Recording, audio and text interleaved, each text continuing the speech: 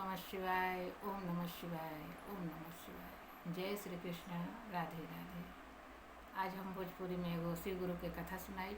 आशा करतानी कि आप सबके कथा पसंद आई तो लाइक शेयर और सब्सक्राइब जरूर करब जा। कमेंट करके भी बताई जा कि हमार कथा रोल के कैसन लागे। तो एगो गांव में एगो फूलमती नाम के और लालमती नाम के दूगो सखी रहत रहे लोग और उ लोग शिव चर्चा करत रहे लोग।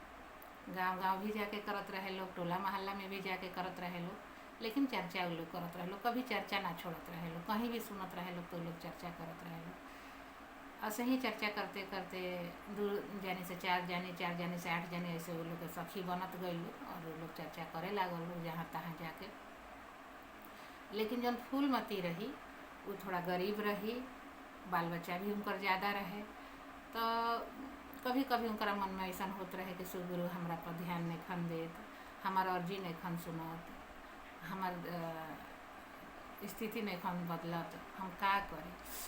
तो उनकर जो सखी रही लालमती उनका के समझावत रहे कि ना ना ऐसा मत सोचा, मन में ऐसा ख्याल मत ले आओ, तू चर्चा कर और एक ना एक दिन भगवान तहार जरूर सुनिए।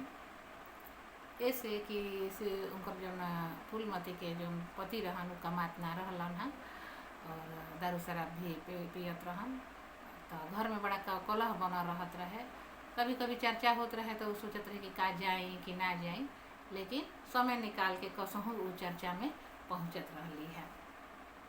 ऐसे ही एक दिन पर दिन कटे लागल और एक दिन लालमती जो फूलमती रही कोई में मतलब इतना मिल के रहत रहली है। उनका सब लोग मदद करत रहला, सब लोग के पता रहे कि हाँ फूलमती की स्थिति ऐसा बा, तो कोई भी उनकर मदद करे से पीछे ना हटत रहे कि उनका कैसे ही छोड़ देले रहे। सब लोग मदद करत रहे, उनका जौन जहाँ जैसे पड़त रहे मदद करत रहे। तो उनकर लेकिन मदद सब लोग करत रहे। ऐसे ही करत करत कुछ महीना से साल गुजर गई, बाल बच्चा भी उनकर बड़ा हो गई सही में। लेकिन फिर उनकर पति जौन बड़न शिव गुरु के कृपा से सुधर गईलन और खेती बाड़ी सब करे लगलन। खेती बाड़ी को मतलब इतना अच्छा करे लगलन, शिव गुरु के कृपा से इतना करे लगलन कि खेत में जैसे बुझाए कि अनाज ना सोना निकलता। और उनकर दिन दुनिया धीरे धीरे पलटे लागल सही और बहुत स्थिति उनकर अच्छा हो गई। जब अच्छा स्थिति हो गई तो अब जब समय उनकर बदलल तो फूलमती भी बदल गईली। फूलमती बदल गईली, अब वो चर्चा नहीं खी करत, कहीं जात नहीं खी, कोई से मिलत नहीं खी। और जब कहीं भी टोला मोहल्ला में चर्चा होता तो कोई बोले, जब उनकर सखी लालमती बुलावे जाता रही तो बहाना कर देता रही कि ना आज हमरा हई काम बा, आज हमरा हऊ काम बा, ना ना हमरा ई खुद कहे लगली कि चर्चा कइला में का बा, सब भगवान के कृपा बा, सब भगवान देवे वाला हन, चर्चा में कुछ नहीं के, वो ऐसे कहे लगली। तो जो उनकर दोसर जो औरत लोग टोला मोहल्ला के रहे लोग लालमती के कहे लागल लोग कि देख तहार सखी कैसे तहरा से बदल गईली, कितना तू लोग साथ में रहत रहो लोग और ये का हो गई। तो उनका खराब लागत रहे कि तो बात सही बा कि दुख सुख में तो ऐसे सब लोग कामे आइल बा और इतना मतलब समय बदलल तो खुद वो बदल गईली। इथी मतलब उनका खुद भी दुख होत रहे कि हाँ ये बात तो सही बा, लेकिन वो बेचारी अपन जो लालमती रही वो अपन चर्चा ना छोड़ले रही, वो अपन चर्चा करत रही टोला मोहल्ला के सब लोग। और जब भी चर्चा होत रहे तो फूलमती के जब बुलावल जात रहे तो वो अपन बहाना कर देत रही, वो अपन अपने में अझुराई रही। अब उनका दिन दुनिया से कुछ से मतलब ना रहे, उनका ऐसे लागत रहे कि बस अब जौन बानी तो हम ही बानी। तो एक दिन जब सब लोग चर्चा करत रहे तो फिर लालमती गईली उनका से कहे खातिर कि चलो ना चर्चा में, कितना बढ़िया रहे कि हमने के चर्चा करत रही जा, चलो चर्चा करे खातिर। हालांकि लालमती की का जरूरत रहे, लालमती तो खुद अपना ठीक से रहत रहली है। लालमती के भगवान के दया से कोई कमी तो रहे ना, लेकिन लालमती की लागत रहे कि सखी हई आई गलत रास्ता पर जात तारी, गुरु के छोड़ा तारी, गुरु के ध्यान छोड़ा तारी, तो इनका के हमरा सही रास्ता पर ले आवे के बा।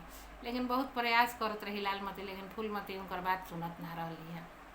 भगवान तब एक दिन उनकर चिंता में अपन जब चर्चा करे खातिर बैठल रहे लोग तो कहल लोग सब जो टोला मोहल्ला के आई लोग कहल लोग कि आज फूलमती फिर ना आइली चर्चा में। तो कोई बात ना, सब लोग कहल कि अच्छा कोई बात ना, भगवान हमें सबके देखा तारे, गुरु जी सब पर निगाह रख ले बनी। और बस सब लोग चर्चा करके अपना घरे आ गई। जब अपना घरे आ गई तो फूलमती अचानक जो है वो बीमार पड़ गई।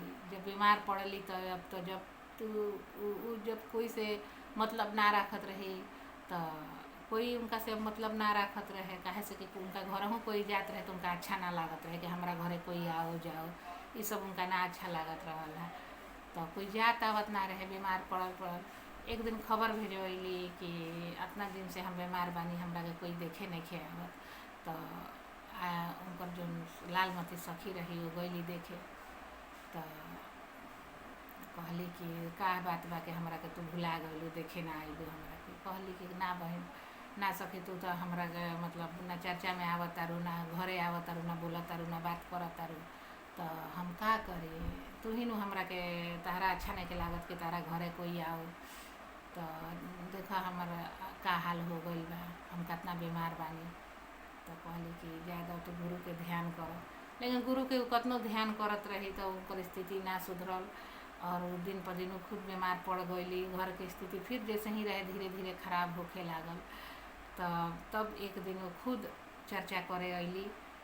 चर्चा में गुरु जी के मंदिर में अइली, शिव गुरु के मंदिर में अइली और चर्चा कैली। और चर्चा करके माफ़ी मांगली कि हे गुरु जी, हम बहुत बड़ा गलती कैले बानी, हमरा से बहुत बड़ा गलती हो गई बा, हम अभिमानी हो गई रही, हम घमंडी हो गई रहनी है।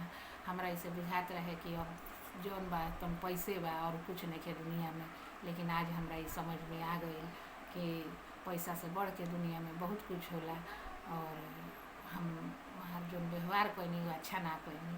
और तब से धीरे धीरे फिर वो अपन क्षमा जब भगवान से मंगली तो धीरे धीरे उनकर स्थिति में सुधार होखे लागल। और फिर ऐसे ही वो सब सखी मिलजुल के अपन चर्चा करे लागल। हर हर महादेव।